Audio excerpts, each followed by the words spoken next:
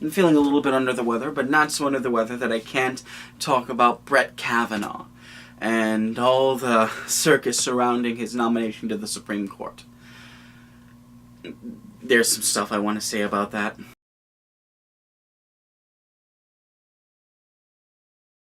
So, for starters, just in case you didn't know, a couple months ago, Supreme Court Justice Robert Kennedy, I believe it was, announced he was retiring from the Supreme Court.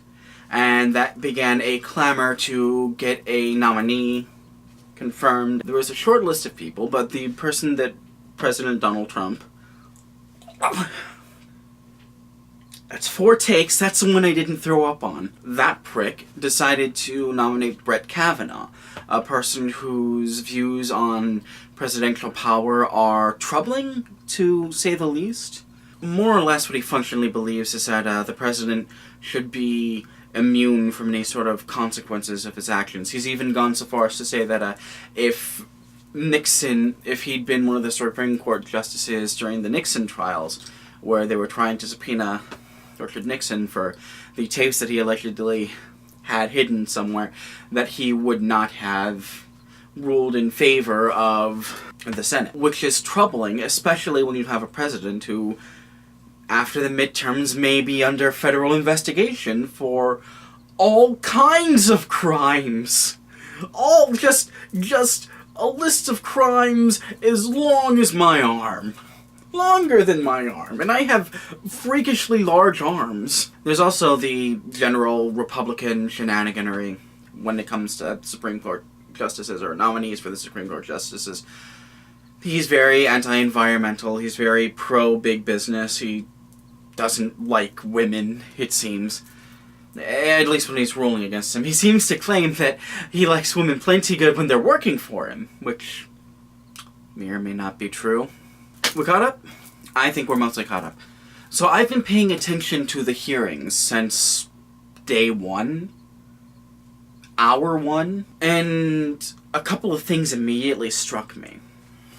The Democrats, the first thing that they said to him when they had the opportunity was that he should take the elective to pull himself from the nomination. It struck me as odd, and I vaguely recall, people in the news and people on, Twitter and Facebook and stuff.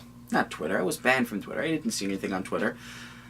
I immediately noticed that those people saw that as a weak proposal. They thought it was the Democrats cowing to the Republican line, like they usually do. But those people were wrong! It turns out that the Democrats had evidence that Brett Kavanaugh had previously lied while under oath to the Senate, no less. A couple of those people, including the person who represents me in the Senate, a pretty cool fellow by the name of Dick Durbin, said to Brett Kavanaugh that he had lied to their faces and demanded an answer for it, which Brett Kavanaugh was not forthcoming with. They all but said, in a very straightforward way, they stopped right at the line of saying that if he was nominated, they would immediately move to impeach him. Which they can do because November is coming. There's some other troubling things as well. Apparently, Brett Kavanaugh may have had some affiliation with one of Donald Trump's lawyers, which would create a conflict of interest even if he was nominated to the Supreme Court, and he would have to kind of duck out. You know, like Trump is really, really rampagingly furious at Jeff Sessions? Yeah, Jeff Sessions for doing. Of course, that's not the thing that any of you are, or at least most of you, are even marginally concerned with. I wasn't sure if I should bring this up when talking about Brett Kavanaugh, when talking about all the politics of the nomination, but eventually I decided that it would be irresponsible not to bring it up. Because it should not take between 1 and 5 women, I think we're up to 5 now, women accusing Brett Kavanaugh of being a sexual predator to stop his nomination. There are plenty of other reasons to stop this nomination. But apparently that might end up being what it took. As I'm recording this, it is September 29th, I think? September 29th. That's a Saturday. That's right after the confirmation hearing.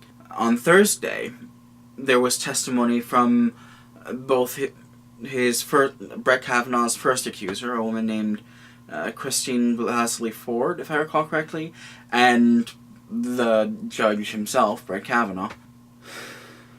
It was harrowing, to say the least. I don't know how someone can maintain their composure when talking about how they were victimized like that. I've never been the victim of that kind of heinous thing. I've never been the victim of sexual assault, but I can't imagine. It took incredible courage to not just come before the Senate and speak about that, but to come before the entirety of the American people, and as it turns out, the entirety of the world, and relate those experiences. And Miss Ford, Dr. Ford, deserves our gratitude for that. Regardless of whether or not any of it pans out, which I'm still not sure it will, quite frankly. Wiesel Cavanaugh, on the other hand, nearly had a mental breakdown. I don't want to play psychologist, but, like, from where I'm sitting, a person who's innocent, a person who hasn't done the thing they're accused of doing, a person who hasn't been caught in a lie, doesn't act the way that Brett Kavanaugh acts. He doesn't cut his accusers off like that. He doesn't flip out. He doesn't nearly have a nervous breakdown. I actually kind of felt sorry for him during the whole thing, and that's on me. I just have too much empathy for people. If any of this pans out, he should be in jail. Quite frankly, it's not even a matter of whether or not he should be on the Supreme Court. It should be whether or not we put him in jail and for how long. Because these accusations are quite serious. There's at least one person, maybe more, that are accusing him of being a serial rapist. Maybe not in those words, but in functionality. And that's to say nothing of all these organizations that have come out against putting him in court, or at least come out against putting him in court until there's an FBI investigation into these accusations of him being a serial sexual assaulting prick. You've got the Southern Poverty Law Center, of course. They have more reasons than most to oppose his nomination. You've got the American Bar Association now is opposed to his nomination. They came out with that yesterday. Just today, the American Civil Liberties Union, which I don't have a whole lot of respect for since they basically did the Unite the Right last year, even they came out against this. Even they came out against putting Brett Kavanaugh on the Supreme Court. As it is now, he might not be. There was a bit of drama in the... drama's the wrong word. There was a bit of pageantry in the... pageantry isn't the right word either. There was a bit of clusterfuckery in the judicial hearing when the only unconfirmed vote, at least mostly unconfirmed, a guy named Jeff Flake, said that he would move the nomination out of committee, but he would not vote for Brett Kavanaugh to go to the Senate, to go through the Senate and confirmed as a member of the Supreme Court, unless there was an FBI investigation into the allegations that people have been making for the last week. And I'm to understand that the pertinent people who have been named as accomplices or witnesses to these events are currently cooperating with the FBI.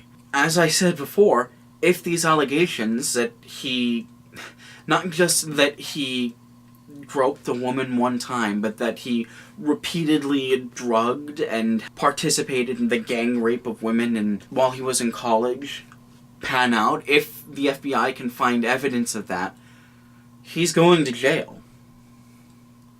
That's not even a question. It might not be for a long time. It might not...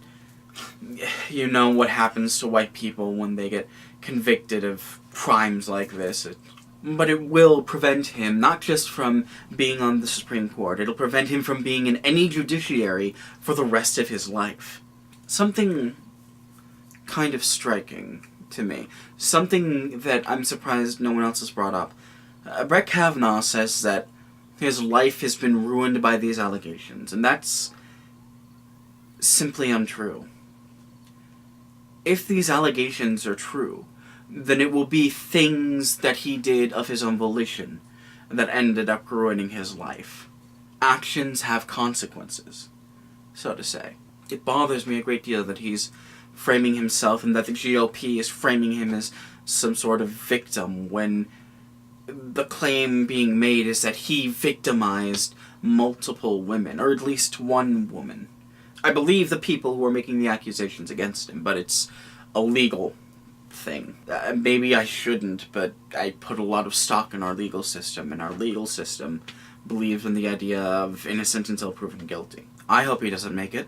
Like I said, you shouldn't need these allegations to prevent him from going on the Supreme Court. There are plenty of other reasons. His partisanship, his history in ruling, his views on presidential power that should have sunk his nomination. But what it takes is dragging up his past of indecency, then so be it. We can't have this person in the Supreme Court. We can't have this person in any court. Brett Kavanaugh is unfit to be in any courtroom. Brett Kavanaugh is unfit to be in a fucking family courtroom. Brett Kavanaugh is unfit to be in a fucking kangaroo courtroom. I guess I had a bit more to say about that than I thought I did. But I think I'm all fade out, so yeah. Take care of yourselves.